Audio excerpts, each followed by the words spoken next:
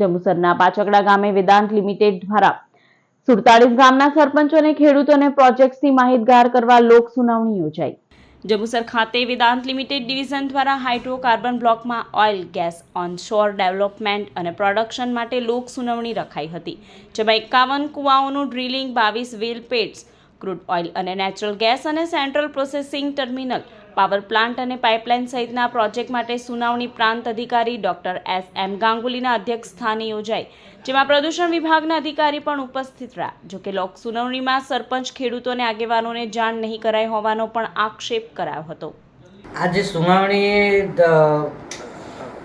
Vedanta company દ્વારા આની લોક સુનાવણી રાખવામાં આવી હતી કે અમને ખબર છે કે તાલુકાના લગભગ 51 ગામ કુવા બોરવેલ કરવાના હતા અને એનાથી કંપનીને ઘણું બધું જે આજુબાજુના ખેડૂતોને ગામડાઓને ઘણું બધું નુકસાન થવાનું હતું।